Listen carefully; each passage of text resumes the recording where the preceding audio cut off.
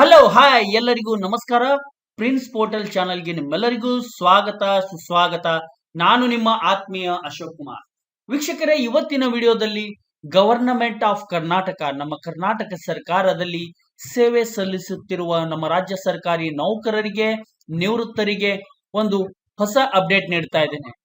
Breaking news ಇದಾಗಿರುತ್ತೆ ವೀಕ್ಷಕರೇ. 7ನೇ ರಾಜ್ಯ ವೇತನ ಆಯೋಗ 2024ನೇ ಸಾಲಿನ ಒಂದು ಬೃಹತ್ ಮಾಹಿತಿ ನಿಮಗಾಗಿದೆ.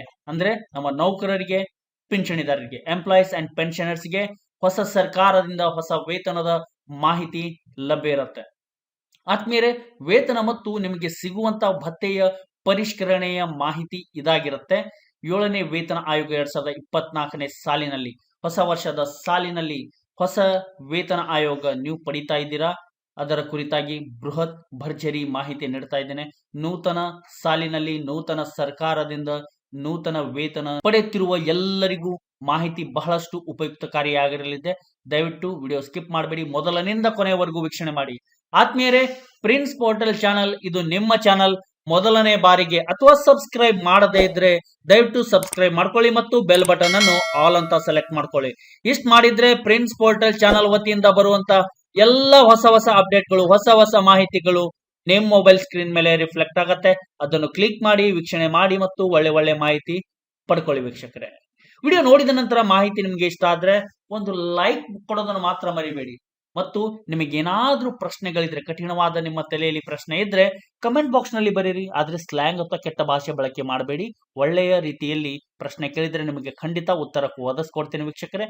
ಮತ್ತು ಡಿಸ್ಕ್ರಿಪ್ಷನ್ ಬಾಕ್ಸ್ ನಲ್ಲಿ ನನ್ನ ಟೆಲಿಗ್ರಾಮ್ ಲಿಂಕ್ ಕೂಡ ಇದೆ, ಅಲ್ಲಿ ಕೂಡ ಕ್ಲಿಕ್ ಮಾಡಿ ಜಾಯ್ನ್ ಆಗಿ ನನ್ನ ಸಂಪರ್ಕದಲ್ಲಿ ಇರಬಹುದು ಮತ್ತು ನಿಮ್ಮ ಪ್ರಶ್ನೆ ಅಲ್ಲಿ ಕೂಡ ನೀವು ಕೇಳಬಹುದು ಅಂತ ಹೇಳ್ತಾ, ನಿಮ್ಮ ಸಮಯ ವ್ಯರ್ಥ ಮಾಡದೆ 7ನೇ ವೇತನ ಆಯೋಗದ ಈ ಮಾಹಿತಿ ಎಂಪ್ಲಾಯೀಸ್ ಅಂಡ್ ಪೆನ್ಷನರ್ಸ್ಗೆ ಬಹಳಷ್ಟು ಮುಖ್ಯವಾದ ಮಾಹಿತಿಯಾಗಿರುತ್ತೆ.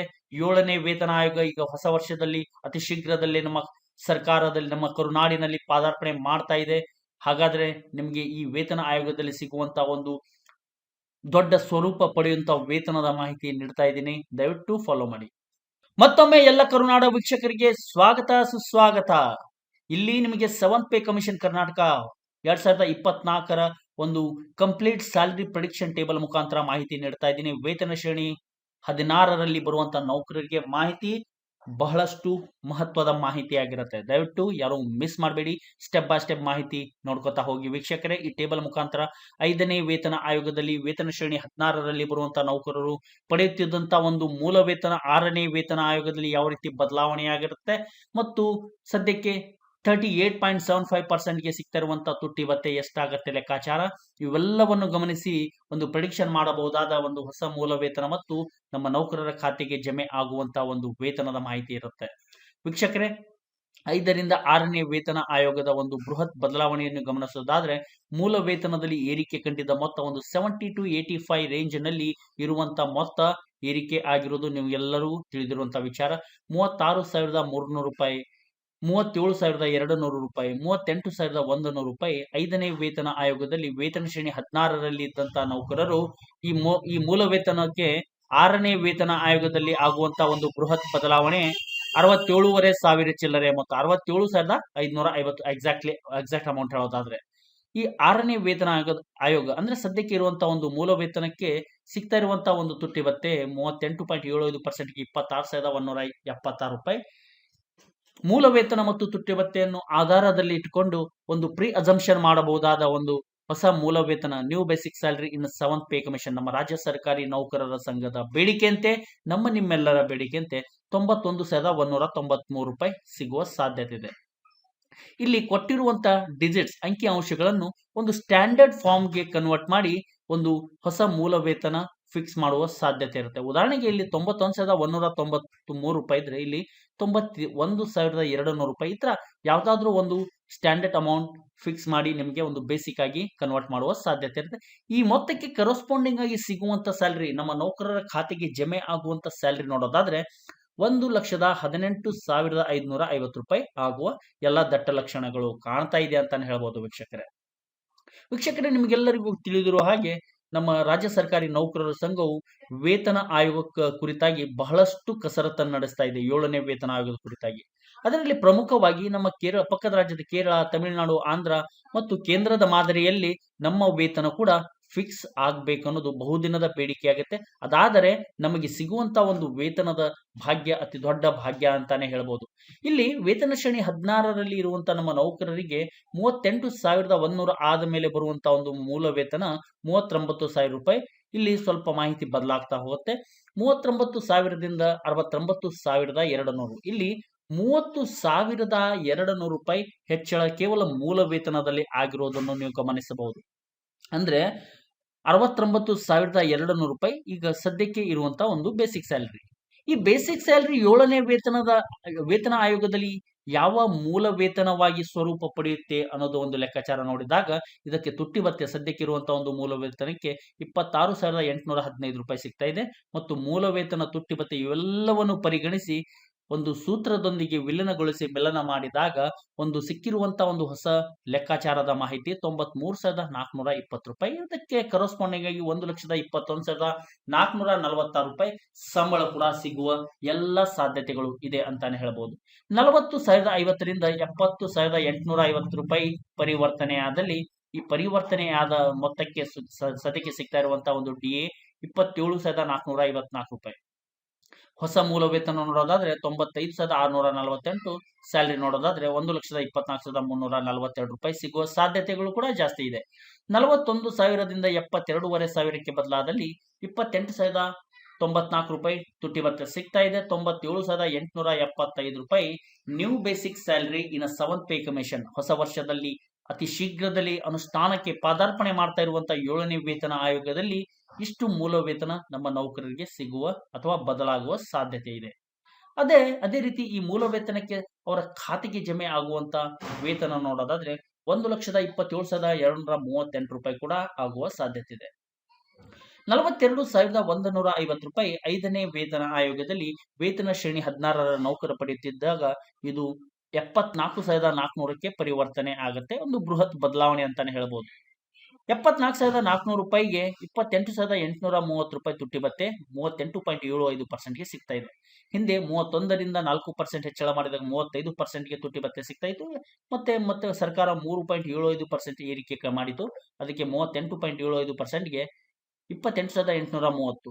ಇದು ಮತ್ತು ಮೂಲ ವೇತನವನ್ನು ಗಮನಿಸಿ ಒಂದು ಪ್ರೆಡಿಕ್ಷನ್ ಮಾಡಬಹುದಾದ ಒಂದು ಹೊಸ ಮೂಲ ವೇತನ 1,440 ಮತ್ತು 1,30,500 ಚಿಲ್ಲರೆ ಮೊತ್ತ ಸಂಬಳ ಕೂಡ ಸಿಗುವ ಸಾಧ್ಯತೆ ಇದೆ. ವೀಕ್ಷಕರೇ, ವೇತನ ಶ್ರೇಣಿ 16ರಲ್ಲಿ ಬರುವಂತಹ ನೌಕರರಿಗೆ ಇವತ್ತಿನ ವಿಡಿಯೋದಲ್ಲಿ ನಾನು ನಿಮಗೆ ನೀಡ್ತಾ ಇರುವಂತಹ ಮಾಹಿತಿ ಕೇವಲ ನಿಮಗೆ ಅನಲೈಸ್ ಮಾಡಕ್ಕೆ ಮಾತ್ರ. ಸರ್ಕಾರ ಅಧಿಕೃತವಾಗಿ 7ನೇ ರಾಜ್ಯ ವೇತನ ಆಯೋಗ ನಮ್ಮ ಕರುನಾಡಿನಲ್ಲಿ ಅನುಷ್ಠಾನಕ್ಕೆ ಬಂದ ತಕ್ಷಣ, ಅಂದ್ರೆ ಇದೇ ಹೊಸ ವರ್ಷದಲ್ಲಿ ಆಗುವ ಸಾಧ್ಯತೆ ಇದೆ. ಇದಾದ ನಂತರ ನಮ್ಮ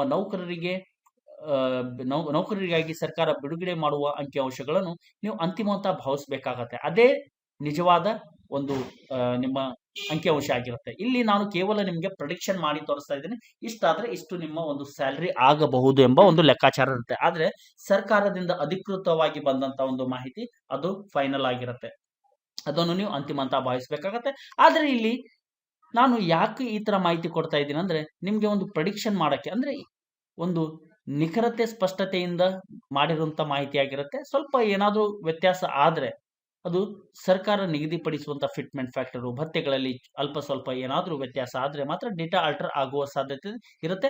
ಅದರ್ವೈಸ್ ಇದೇ ಸ್ಟ್ಯಾಂಡರ್ಡ್ ಅನ್ನು ಸರ್ಕಾರ ಫಾಲೋ ಮಾಡುವ ಸಾಧ್ಯತೆಗಳು ಕೂಡ ಜಾಸ್ತಿ ಇರುತ್ತೆ ಅಂತಾನೆ ಹೇಳ್ಬೋದು. ವೀಕ್ಷಕರೇ, ಇಷ್ಟು ಹೇಳ್ತಾ ಮುಂದಿನ ಒಂದು ಮೂಲ ವೇತನ 43,700. ಅದಕ್ಕಿಂತ ಮುಂಚೆ ವೀಕ್ಷಕರೇ, ಮಾಹಿತಿ ನಿಮ್ಗೆ ಇಷ್ಟ ಆದ್ರೆ ಒಂದು ಲೈಕ್ ಕೊಡೋದನ್ನ ಮಾತ್ರ ಮರಿಬೇಡಿ ಅಂತ ಹೇಳ್ತಾ 43,700 ರೂಪಾಯಿಗೆ 73,600 ರೂಪಾಯಿ ಆಗಿ ಸ್ವರೂಪ ಪಡೆಯುತ್ತೆ. ಇದಕ್ಕೆ 29,500 ಚಿಲ್ಲರೆ ಮೊತ್ತ, ಅಂದ್ರೆ ಎಕ್ಸಾಕ್ಟ್ಲಿ 29,566 ರೂಪಾಯಿ ಡಿಯರ್ನೆಸ್ ಅಲವನ್ಸ್ 38.75%ಗೆ ಸಿಗ್ತಾ ಇದೆ. ನ್ಯೂ ಬೇಸಿಕ್ 1,03,500 ರೂಪಾಯಿ ಮತ್ತು 1,33,907 ರೂಪಾಯಿ ಸಂಬಳ ಕೂಡ ಸಿಗುವ ಸಾಧ್ಯತೆಗಳು ಕೂಡ ಇದೆ ಅಂತ ಹೇಳ್ಬೋದು. 44,750ರಿಂದ 78,750 ರೂಪಾಯಿಗೆ ಬದಲಾಗತ್ತೆ. 30,304 ರೂಪಾಯಿ DA. ನ್ಯೂ ಬೇಸಿಕ್ 1,05,570 ಮತ್ತು ಸ್ಯಾಲರಿ 1,40,40,000 ಚಿಲ್ಲರೆ ಮೊತ್ತ ಸಿಗುವ ಸಾಧ್ಯತೆಗಳು ಕೂಡ ಜಾಸ್ತಿ ಇದೆ ಅಂತಾನೆ ಹೇಳ್ಬೋದು. ಇಲ್ಲಿ 5ನೇ ವೇತನ ಆಯೋಗದಲ್ಲಿ ನಮ್ಮ ರಾಜ್ಯ ಸರ್ಕಾರಿ ನೌಕರರಿಗೆ 45,300ರಿಂದ 80,100ಕ್ಕೆ ಬದಲಾವಣೆ ಆಗುತ್ತೆ.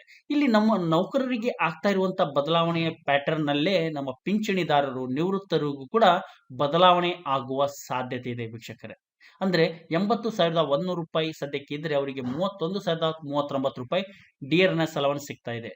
ಈ ಮೂಲ ವೇತನ ತುಟ್ಟಿ ಭತ್ಯೆಯನ್ನು ಪರಿಗಣಿಸಿ ಒಂದು ಪ್ರೀ ಅಸಂಪ್ಷನ್ ಮಾಡಬಹುದಾದ ಹೊಸ ಮೂಲ ವೇತನ 1,08,135 ಮತ್ತು ಸ್ಯಾಲರಿ 1,43,543 ರೂಪಾಯಿ ಸಿಗುವ ಸಾಧ್ಯತೆಗಳು ಕೂಡ ಇದೆ ಅಂತಾನೆ ಹೇಳಬಹುದು. 46,500 ಸಾವಿರ ಚಿಲ್ಲರೆ ಮೊತ್ತ 5ನೇ ವೇತನ ಆಯೋಗದ ಮೂಲ ವೇತನ. ಇದು 82,000ಕ್ಕೆ ಬದಲಾವಣೆ ಆಗುತ್ತೆ. ಇದಕ್ಕೆ 31,775 ರೂಪಾಯಿ ತುಟ್ಟಿ ಭತ್ಯೆ. ಹಾಗಾದ್ರೆ 7ನೇ ವೇತನ ಆಯೋಗದಲ್ಲಿ ಎಷ್ಟು ಮೂಲ ವೇತನ ಇವರಿಗೆ ಸಿಗುತ್ತೆ ಎಂಬ ಪ್ರಶ್ನೆಗೆ 1,10,700 ರೂಪಾಯಿಯ ಒಂದು ಕ್ಯಾಲ್ಕುಲೇಷನ್ ನಮಗೆ ಸ್ಪಷ್ಟವಾಗಿ ಮಾಹಿತಿ ನೀಡುತ್ತಾ ಇದೆ.